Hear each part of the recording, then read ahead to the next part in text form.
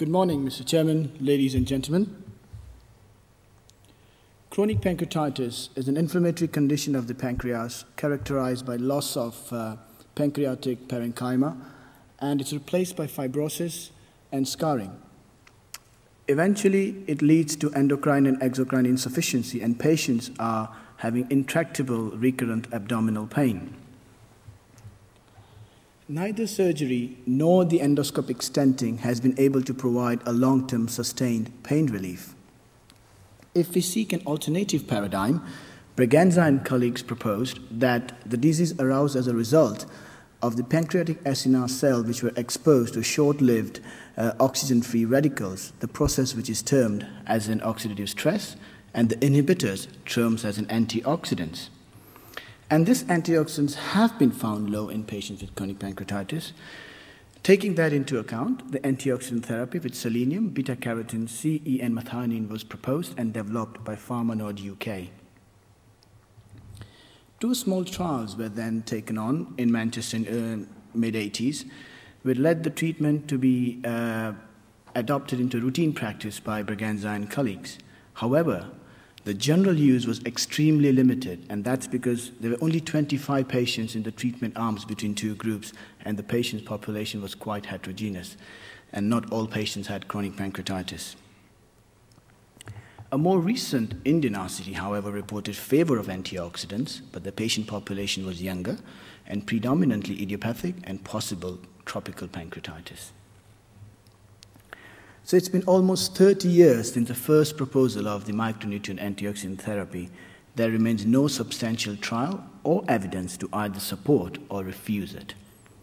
Thus, the aim of our ANTICIPATE trial was to conduct a double-blind, placebo-controlled, single-center randomized trial of Antox version 1.2 in patients with painful chronic pancreatitis. To test the hypothesis that antioxidant therapy reduces pain and improves quality of life in patients with painful CP, we characterized the patients with CT, and exocrine functions was assessed by fecal elastase.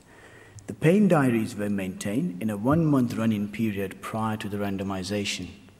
The primary endpoint was change in the clinic pain score from the baseline to 6 months.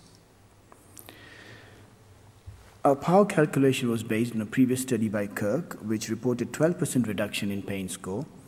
Pain score measurement has a standard deviation of 15%, which has been documented in past. Taking that into account, 1.2-point change in a numerical rating scale that is 0 to 10, which is 11 points, a standard deviation of 1.5 point at an 80% power and 0.05 alpha. The study aimed to recruit 26 patients in each arm. Allowing the potential loss to follow up, we decided we'll recruit 57 patients. At the year into a trial, we had increased number of dropouts, and the data monitoring committee suggested to increase the number to 90, and the appropriate amendment was undertaken. Patients were randomized to Antox and placebo. They were also stratified whether they had prior pancreatic intervention, be it surgical or endoscopic, assessed in the clinic at baseline, 2, 4, and 6 months. All the adverse reporting were undertaken according to guidelines by UK MHRA regulations, and the final study data was analyzed independently. Due to constraint of time, I'm only depicting the key results for this presentation.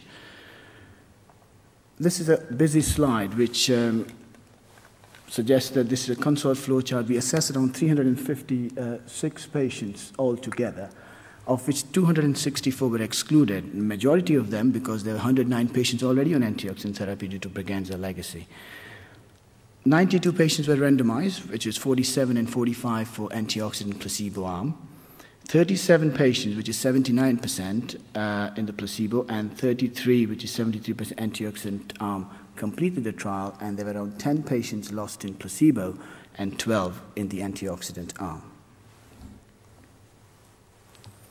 So the baseline demographics, looking at the age, gender, disease duration, clinic numerical rating scale, previous intervention, etiology of alcohol, which is alcohol idiopathic, ERCP, imaging modalities, endocrine and exocrine insufficiency, alcohol and cigarette consumptions, and morphine usage were taken into account. And you could see that they are quite homogeneous population. There has been no statistical difference at all between two groups. This is a key result and the key slide for our presentation, which is a clinic numerical rating pain scores. Starting from the baseline up to 2 months, 4 months, and 6 months, there has been no difference between two groups at all. We also looked at the diary pain score, and starting from 0 months, which is prior running period, and a month into the trial up to 6 months, you could not spot any difference at all between two groups.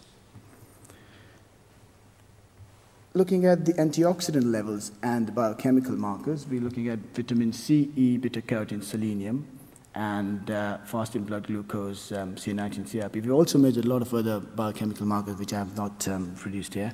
But this was the only statistical significant finding in our study, which means that antioxidant levels did increase in the patients who were taking antioxidants, which is a surrogate marker of compliance.